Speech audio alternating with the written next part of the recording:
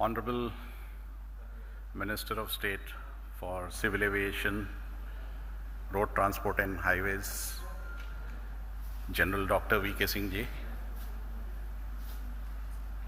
Mrs. Radha Bhatia, President of the organization, office bearers, esteemed members of the organization. It's indeed inspirational to hear the Saraswati Vandana at the start of any auspicious occasion. And when you listen to the strains of the Saraswati Vandana,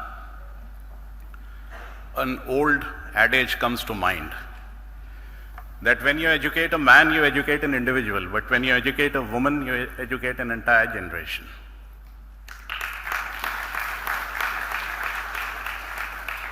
And I think nowhere is this more true than in aviation. And I think it's an oft-told story that the tremendous growth story, which is a synonym for Indian aviation, be it airlines, be it airports, be it infrastructure, and be it the ever-expanding horizons. All this is not possible without the vision, the inspiration, and the strength which is embodied and personified in this room. Because I've always held a personal belief that women are incredible force multipliers.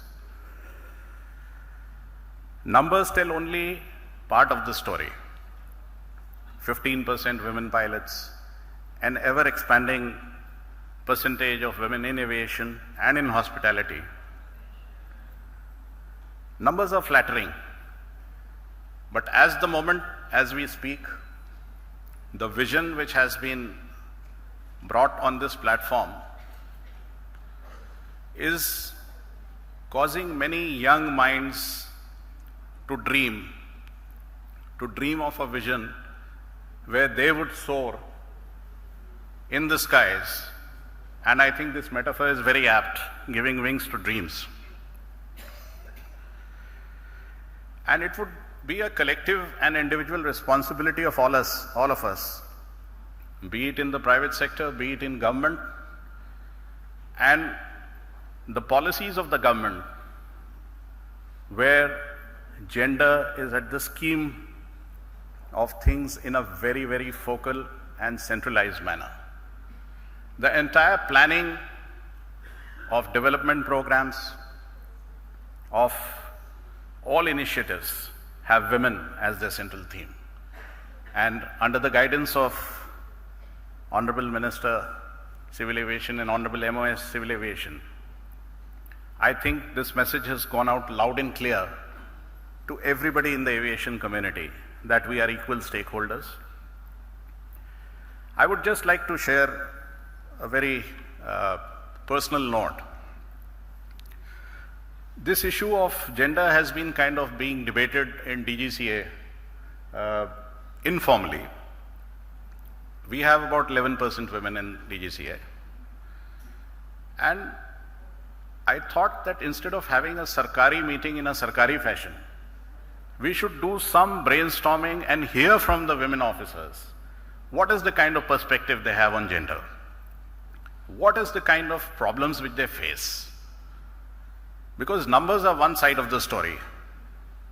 But all of us know that COVID was one of the most trying times for aviation the world over. And in terms of the representation of women in meaningful decision-making positions, in top management, I think we still have a long way to go. Part of the problem may be an embedded patriarchy in the male mindset, something which is an attitudinal thing which needs to be tackled at a larger level. But systemically, I think as a regulator, when we looked within, we first thought that we must show the mirror to ourselves within our organization. And as we speak, there are a lot of thought processes which are churning. A lot of it will see the light of the day in early next year, sir, when we will come out with a framework for DGCA in terms of what we would do for gender, which is beyond paper and beyond an official circular. And then as a regulator, sir, we feel that we have a larger responsibility in terms of nudging the private environment. So how that nudge would come, in what kind of framework, we would also welcome suggestions from all of you, because I think we are not the repositories of all the wisdom in the world. And when you break new ground and go into uncharted territory, I think it's a very important thing that we take all the right steps in the manner in which it should be taken. I think this was some of the stray thoughts which I tried to collect together and place before all of you. And I would end by congratulating and wishing all the awardees Godspeed and success in all the endeavors to follow, and best wishes to all your families for supporting you the way they have done, because of which you have reached where you are. Thank you very much. God